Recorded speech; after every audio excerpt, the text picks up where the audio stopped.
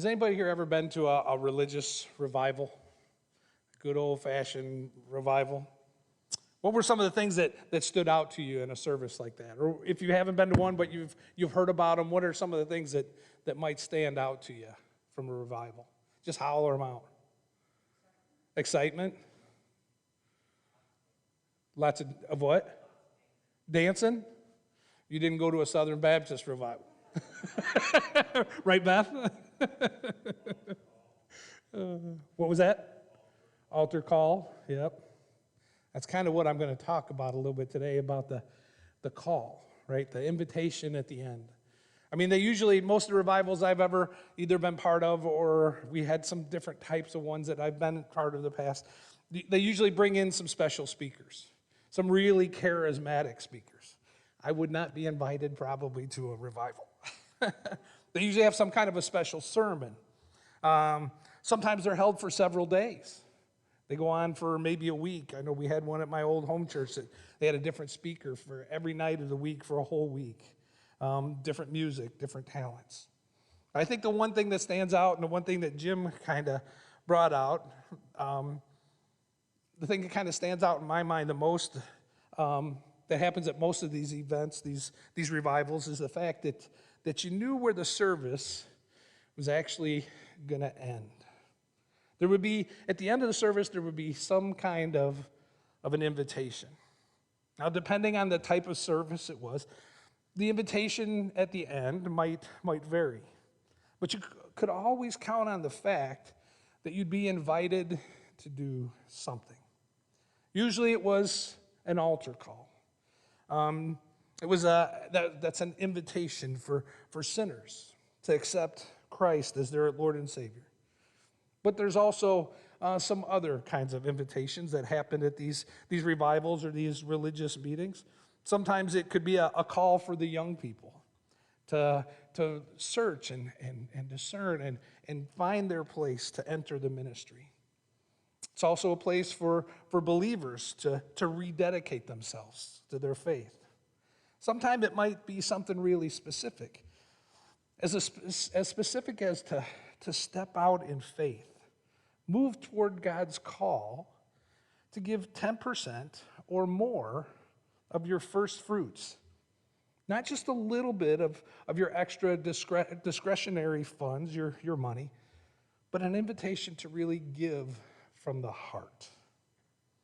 Now, every week, I usually end the service with a call or an invitation to step out through the doors of the church into a world that needs to hear this gospel message, this good news that we have to share.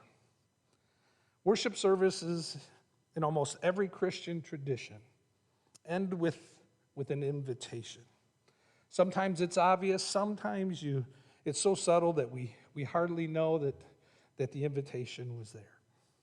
The same thing happened here in the book of Revelation that Kevin read for us this morning. The Apostle John ends his book with an invitation. And why not? So I want to ask you something else. What's your reaction when you think about the book of Revelation? This is a little participation too.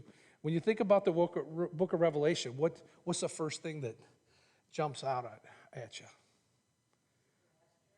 It's the last chapter. The coming of Jesus. Some people are scared by Revelation, right? They see kind of doom and gloom. They see all this stuff. I know when I first read it, I was like, what the heck is that all about? When I first read it, it almost seemed like it was a sci-fi horror movie. But as I was invited to learn more, and as I studied more, Revelation is really a book of hope. It's a book of love, and it's a book of invitation. You see, this book, the last book of our Bible, it's a book that's packed full of action and drama. It's full of blood and fire, of jeopardy. Its visions of terror can almost almost take your breath away. While at the same time, its heavenly scenes are just pure harmony. How do you end a book that has the mark of the beast? A book that has the Antichrist, the bottomless pit, and the battle of Armageddon mixed in with some of the most magnificent worship ever described in any writing that we could ever read. How do you bring such an impossible combination to a close?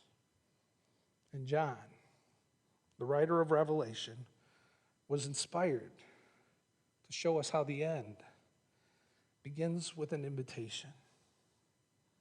The Bible, from the beginning, is full of invitations. So we shouldn't be surprised that the Bible ends in the same way. After Adam and Eve sinned, back in the book of Genesis, God goes looking for them. Now, it may not sound like an invitation because when we read it through our experiences, it kind of sounds a little more like a parent who's disappointed with their child for stepping outside of the rules. But for those of us who have ever been children, and I'm pretty sure that includes all of us here today, we know that it's really an invitation. There's no doubt that God was reprimanding Adam and Eve. But what was really happening was he's giving them an invitation to come home.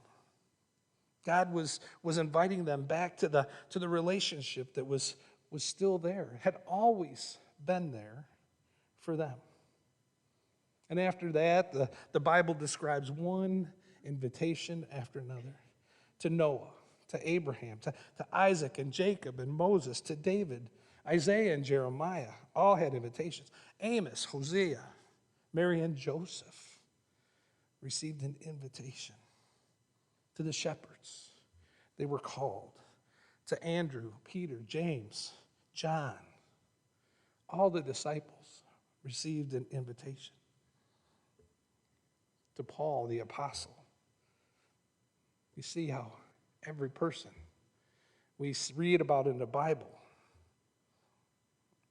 gets an invitation. God is always issuing invitations. The open invitation shows us, really, this open invitation of God shows us just how vulnerable God makes himself to us. Think about this. When you offer an invitation, there's a possibility that offer, that invitation, could be rejected. It's one of our greatest fears, isn't it? How many fellas here today remember being too chicken to ask out that special girl that caught your eye back in the day because you thought she may reject your advances, your invitation? Not only was a chance that you might get your ego or your heart broke just a little bit, but if you did, you knew your buddies were going to bust your chops too. You see, when you extend an invitation, there's always a chance that you'll be ignored or refused or just flat out rejected. When we read the Bible all the way through, we see that God was rejected a countless number of times. We still see it today, maybe even more so today. And yet the invitation is still available. And God remains vulnerable and faithful in his attempt to gather us all together so that we can come home. Really, God, being all powerful, he could just grab us by the arms. He could say to us, here's what you're going to do. But instead, God lovingly extends to us an invitation. So here at the end of the book of Revelation, Jesus himself speaks to the writer, John. He says, look, I'm coming soon. My reward is with me, and I will give to each person according to what they have done. And then we hear the invitation, the gracious invitation. It said, the Spirit of the bride says, come. And let the one who hears say, come. And let the one who's thirsty come. And let the one who wishes to take the free gifts of water of life, let them come. Now that is an invitation. As teachers, we know that the people who need to hear, or we know that people need to hear information several times. You know, teachers learn to bring it in different ways because people learn in different ways. They say the same things over and over again so that it can sink in. Here Jesus invites those who are in need to come home in 4 different ways. It's really as if God himself is trying to say, have I made myself clear? I really, really, really want you guys to come home, to be in relationship with me. It's an invitation to receive the water of life. It's a gift. The invitation comes from the Holy Spirit and from the bride. The bride means the church. And it's extended. The invitation is extended to anyone and everyone who's thirsty. There's no racial. There's no ethnic, no economic qualifications, no IQ test, no psychological profiling in order to accept this invitation. It's simply this: are you thirsty? If you are, we have the water that you're looking for. And it's our pleasure to share it with you. Come and be with us. What a glorious and beautiful invitation. And it comes at the end of the book of Revelation. The end begins with an invitation to come. I think that in the business of life, even the life of our faithfulness, we can get distracted and not realize that we're getting an invitation, or that the invitation is really coming from God. Sometimes it's only after enough time, it's only after enough time has gone by, or that we've been through some special trial in our life that we put the pieces together. And we realize that God has been with us, maybe even guiding us, grooming us without our knowledge. I was 46 years old when I went to Africa. And it was there that I realized that God had been inviting me to come home for years. How many times did I reject? How many times did I ignore the invitations that had been right before me? I have no clue how many times I did that. Now, hindsight's 20/20. Now I can look back and see some of them. Some of them that I might have missed at the time. I look back and I remember that when my brothers and I were rejected by the Catholic Church, God actually made a way for us to feel welcome in the Methodist Church. It took years for me to see that as an invitation from God.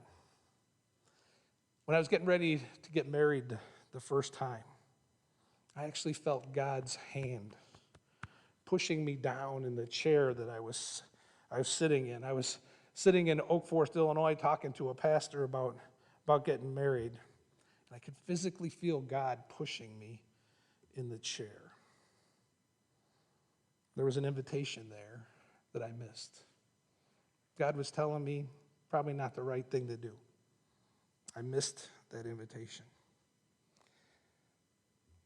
I remember one time I had to go tell my new boss. I hadn't worked for almost 2 years, 2009, 2010. We were in a hard way to go. I finally got back to work.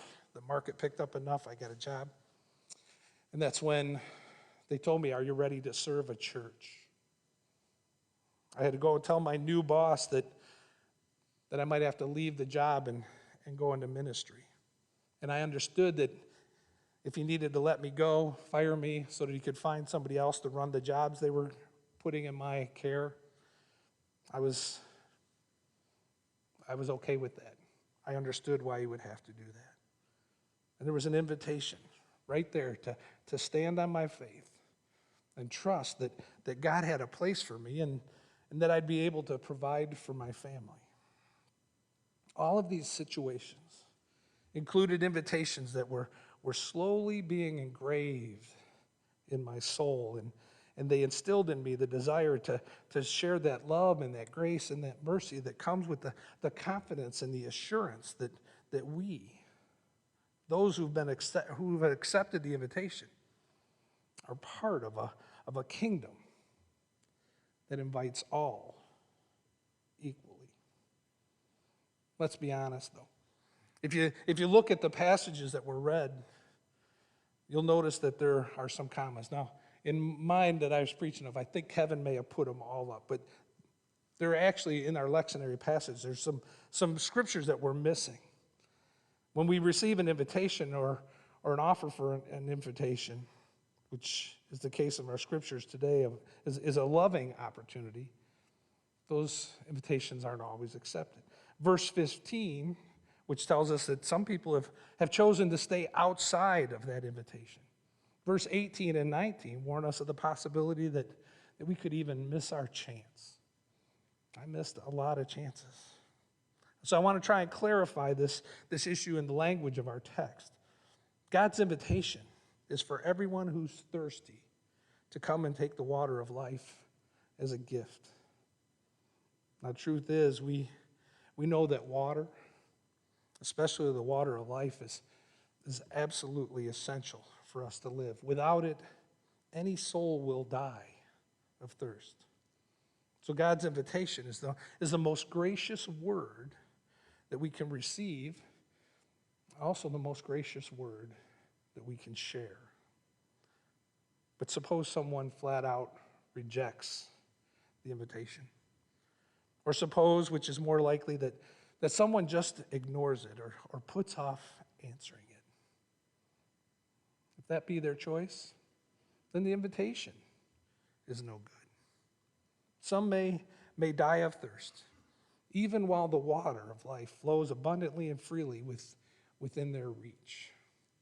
We don't know when they will accept the invitation. Our job is to keep making the invitation. Our jobs as Christians is to offer the invitation. I continue each and every day to learn how and when to do that. Even now, as I stand here before you as your pastor, I'm still learning each and every day how to do it. When I was 9 years old, I mentioned earlier about leaving the Catholic Church. I walked into the Methodist Church for the first time. I was invited there. I would have never imagined that someday I'd be inviting people to join me in worship every Sunday as their pastor. That still amazes me, excites me. I had no clue that when I felt God's hand on me as I prepared to marry a girl that I knew I shouldn't be marrying, that God would someday invite me to use my experiences to counsel people as they make their vow of marriage and promise to be in covenant relationship.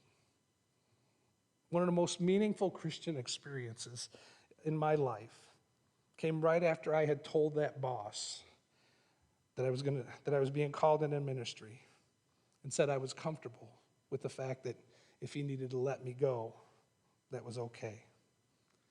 As soon as I had that conversation, or as soon as that conversation ended with the superintendent on the job, the foreman who was on the job, one of the other foremans, because I was a foreman as well, He invited me to go have lunch with him.